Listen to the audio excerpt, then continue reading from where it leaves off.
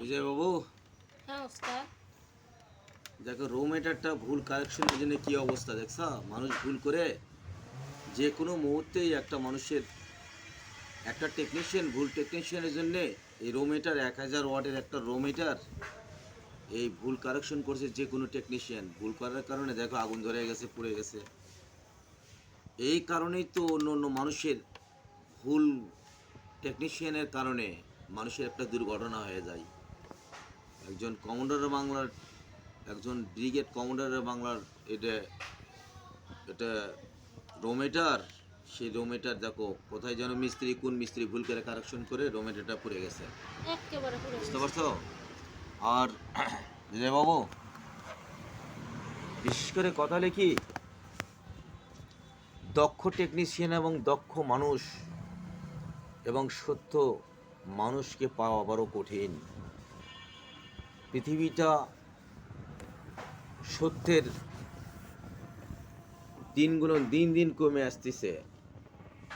আজকে দেখো বাংলাদেশকে তুমি নিয়ে দেখো, প্রত্যেকটা মানুষের জ্বর, কাশি এবং সর্দি।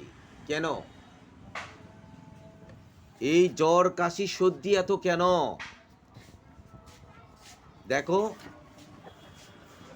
ইউক্রেন, রাশিয়া, আমেরিকা, বিভিন্ন দেশের মধ্যে এই যে গোলা নিক্ষেপ করতেছে, এই গোলার যে সালফার, গোলা বারুদের ম্যাগনেসিয়াম, পটাশিয়াম, সালফার, বিভিন্ন সীসা, এগুলো আমাদের বায়ুমণ্ডলের মধ্যে, আমাদের গ্লোবালের মধ্যে ঘুরতেছে। এই বাতাসের মধ্যে এত পরিমাণ সীসার পরিমাণ, এত পরিমাণ তেজস্ক্রিয় মৌল আমাদের বাতাসের মধ্যে ঘুরতেছে, যা আমাদের ফুসফুস সেটা সঠিকভাবে সমন্বিত হচ্ছে না, যার কারণে বিভিন্ন রোগ বালায়, মহামারী, ক্যান্সার, বিভিন্ন রোগ বালায় আমাদের বেশি। বাংলাদেশে দেখো শতকরা প্রায় 50% লোকের কাশ, সর্দি। 1 বছর আগেই করোনার একটা মহামারীর থেকে আমরা বাঁচে গেলাম। এবছর দেখো প্রত্যেকটা মানুষের একই কন্ডিশন।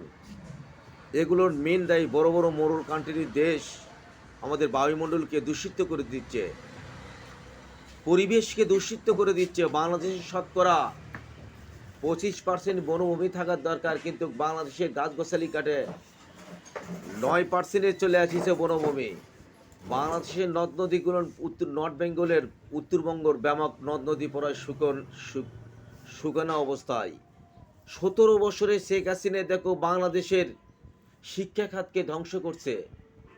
বাংলাদেশের নদীগুলো শূন্যতা করে ফেলেছে ফারাক্কার বাঁধের কারণে, চুক্তি না হওয়ার কারণে।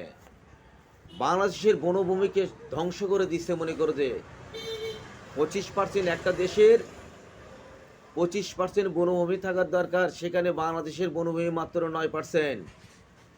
এই বনভূমি আমাদের ফুসফুস, সেটাই আমাদের হার্ট। এই বনভূমির যে অক্সিজেন আমরা নেই, এটা গাছ ছাড়ে কার্বন ডাইঅক্সাইড, যেটা গাছ গ্রহণ করে। গাছের সংখ্যায় যদি কমে যায় তাহলে আমরা বাঁচব কীভাবে?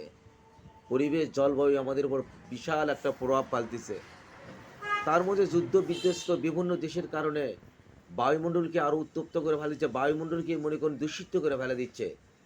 আমাদের এই জন্যে দিন দিন মনে করুন আমাদের বিভিন্ন মহামারী আমাদের লাগে আছে।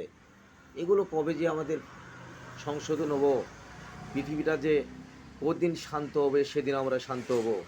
আল্লাহ তুমি রহমত করো, আমাদের প্রতি রহমত করো। যারা এগুলো কাজ করতেছে তাদের থেকে বিরতি থাকার তৌফিক দিও আল্লাহ। তাদের তাদের বোঝার ক্ষমতা দিয়ে দিও আল্লাহ তুমি। আমরা তো মানুষ, কি বলবো, ছোট মানুষ আমরা, বিশ্ব মোড়লদের তো কিছু বলতে পারি না। অসহায়ের মতন তাদের মুখের দিকে চায় থাকি। এটুকুই বললাম, আর বলার কিছু নেই। অনেক কথা বলার আসলে, কিন্তু প্রকাশ্যে বললে কারো শত্রু হয়ে যাইতে পারি, কিন্তু শত্রুর থেকে মুক্ত হয়ে নিজের জীবন সুন্দর করে করতে চাই, এটাই আমার কাম্য।